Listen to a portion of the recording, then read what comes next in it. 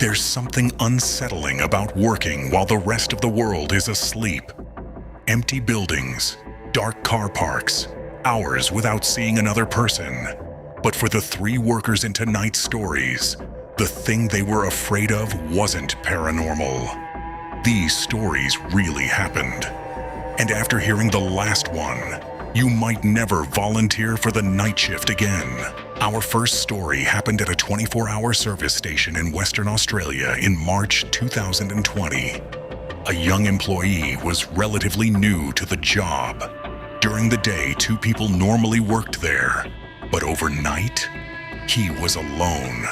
His shift stretched all the way from 4 p.m. until 8 a.m., and that night, 3 men arrived at the station. The men didn't all walk in together. They entered separately. Then they waited. Nothing happened while other customers were inside, but eventually, the last customer left.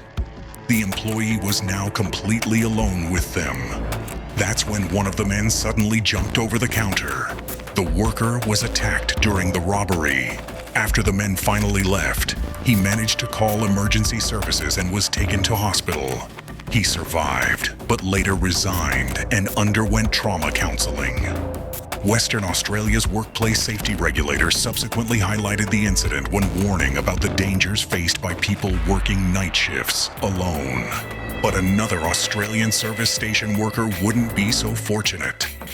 In April 2017, 29-year-old Zishan Akbar was working the night shift at a service station in Queanbeyan just outside Canberra. It should have been an ordinary shift. Then 2 teenagers entered the store. What happened next became one of the area's most disturbing crimes. The teenagers attacked Zishan inside the store. But here's one of the most chilling details. Afterwards, one of them stole cigarettes. They then left the service station and continued through Queanbeyan, where another man was attacked. Zishan was eventually discovered by a coworker arriving to begin the next shift. Police eventually arrested 2 teenage suspects. Both later pleaded guilty to Zishan's murder. There was no supernatural explanation, no mysterious creature lurking outside.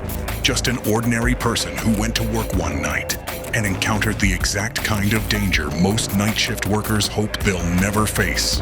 And that's what makes cases like this so frightening. Night shift workers can spend hours completely alone. Fewer witnesses, fewer co-workers, and sometimes nobody nearby to immediately realize something is wrong. But our final story takes that isolation to another level. Because this worker wasn't even inside a building. In June 1997, a security guard was assigned to protect merchandise outside a Sears store in North Little Rock, Arkansas.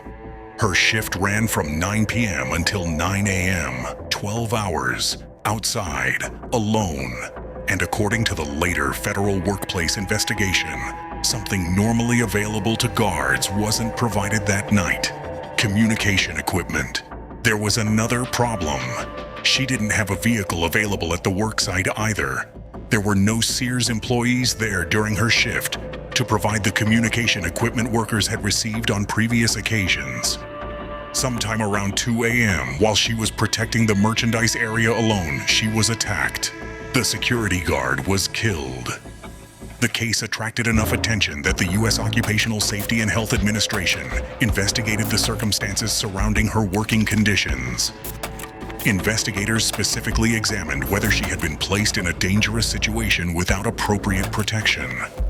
A suspect was later arrested and charged.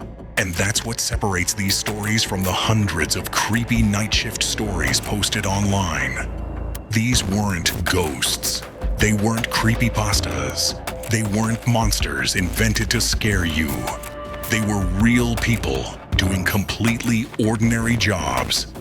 And in each case, being alone at night made an already dangerous situation even more frightening. So, which story disturbed you the most? And if you've ever worked a night shift and experienced something you still can't explain, tell me your story in the comments.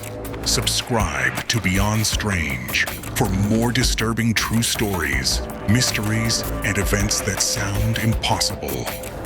Because sometimes the truth really is beyond strange